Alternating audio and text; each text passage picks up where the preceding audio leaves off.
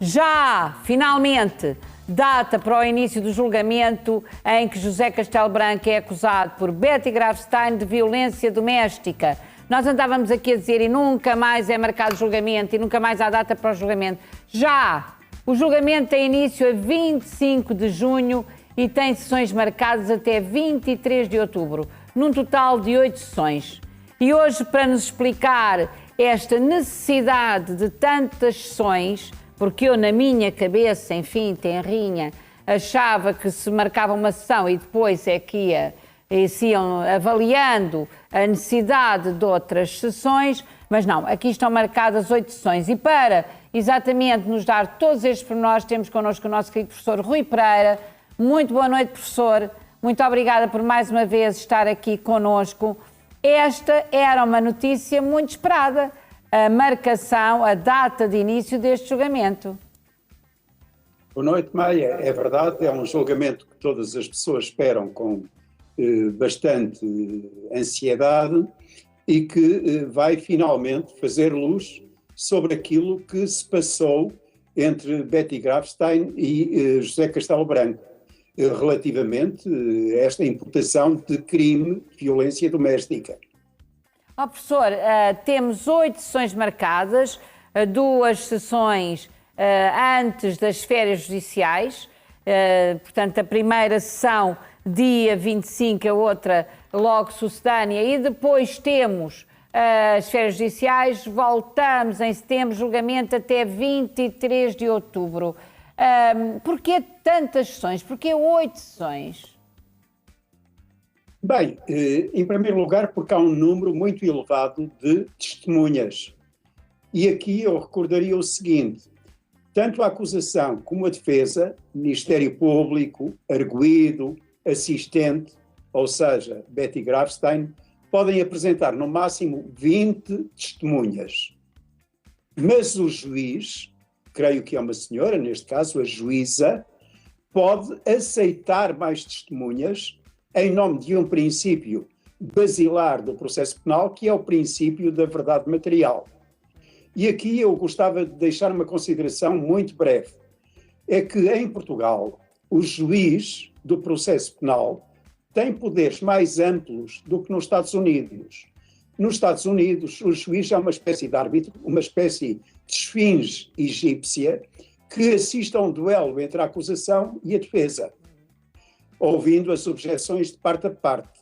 Em Portugal, digamos assim, o juiz mete a mão na massa.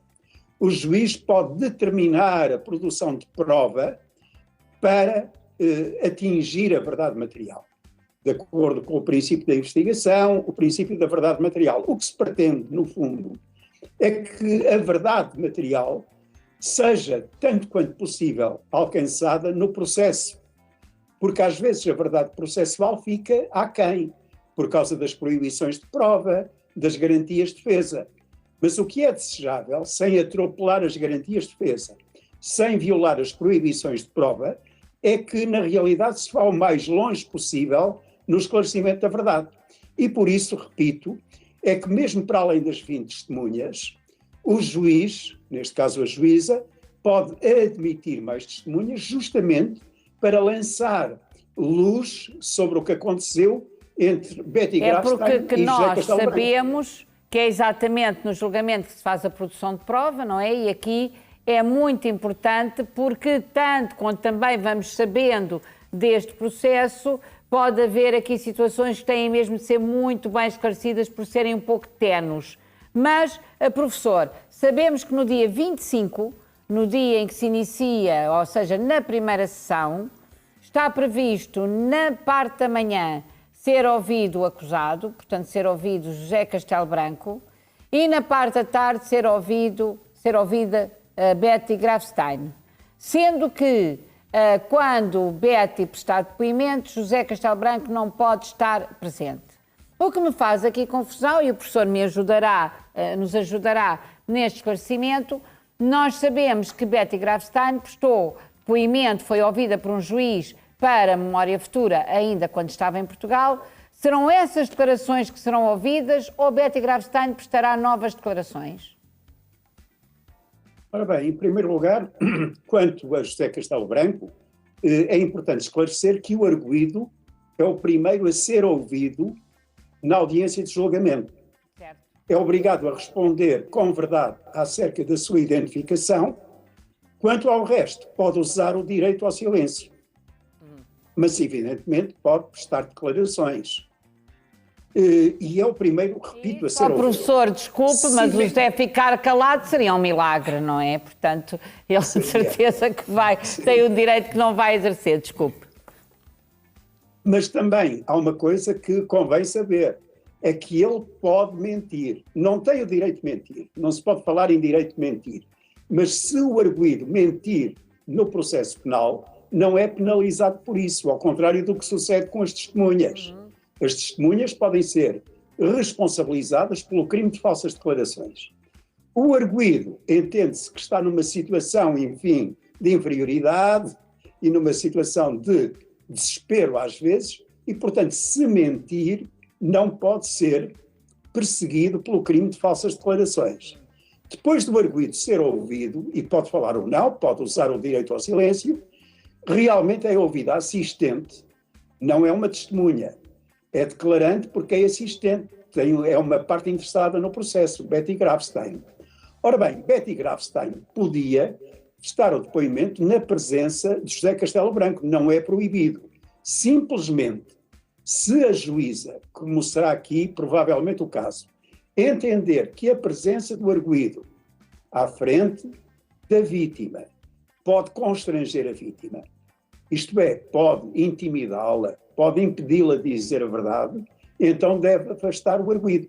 E é muito provavelmente o que aqui sucede. Mas então, professor, estamos a partir do princípio que Betty Grafstein vem a Portugal falar, ser ouvida em tribunal?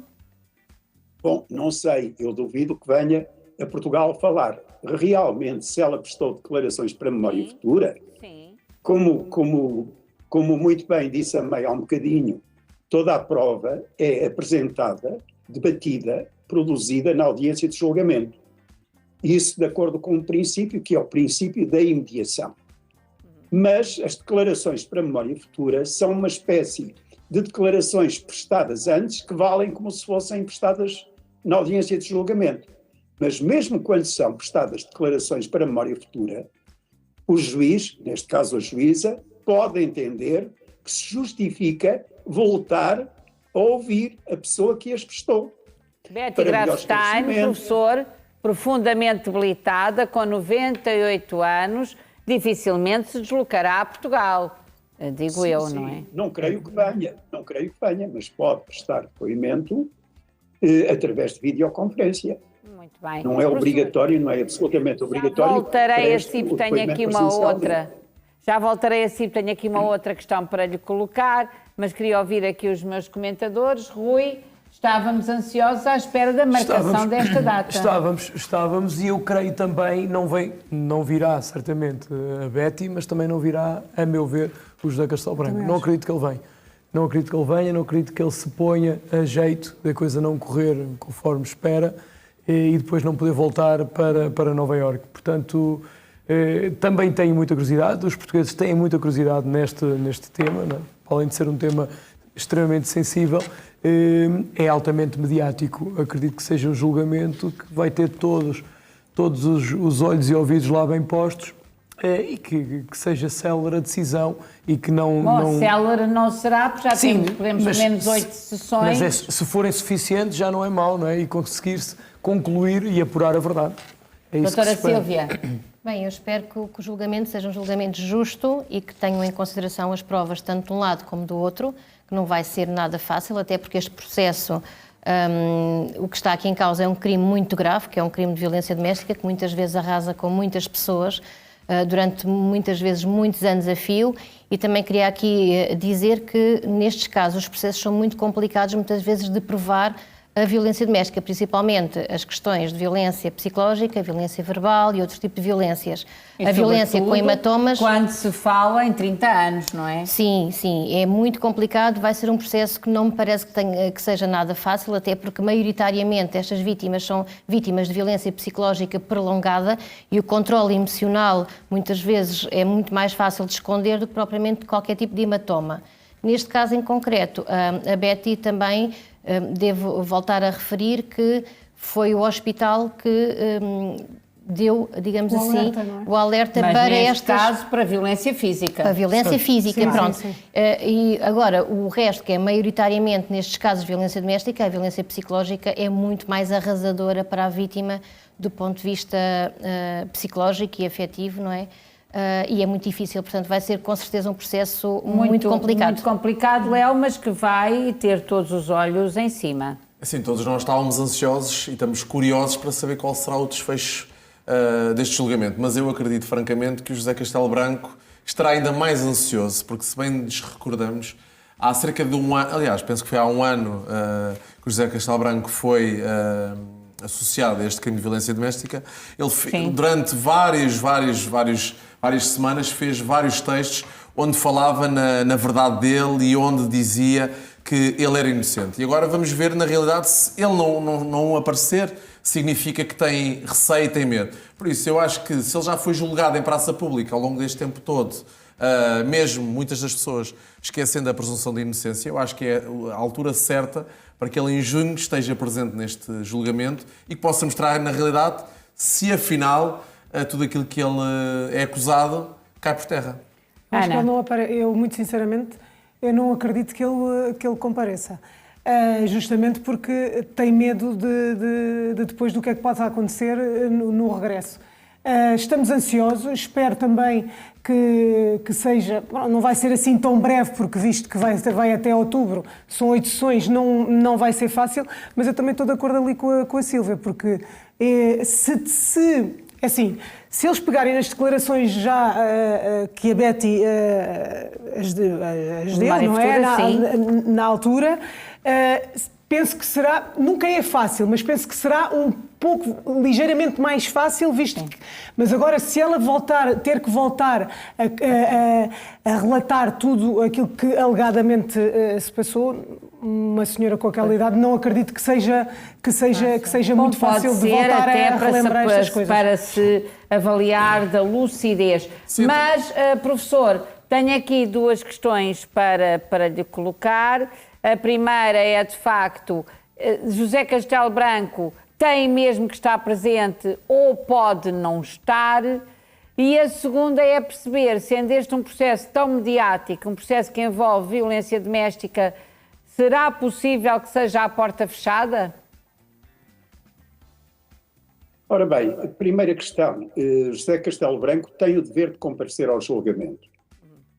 Em termos de expectativa, eu concordo com aquilo que percebi que é a posição maioritária da Noite das Estrelas. Ou seja, eu estou convencido de que José Castelo Branco não irá comparecer na audiência de julgamento. Mas isso é uma mera expectativa pessoal. Se não comparecer, apesar de estar a violar um dever de comparência ao julgamento, pode ser julgado na mesma. Antes de 1997, não se admitia o julgamento de ausentes, o chamado julgamento à revelia.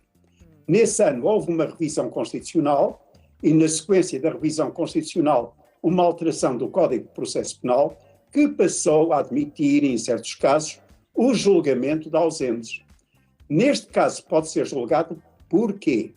Porque neste caso pode ser notificado. Ele foi constituído arguido, foi até sujeito a medidas de coação e, portanto, não está ausente do processo.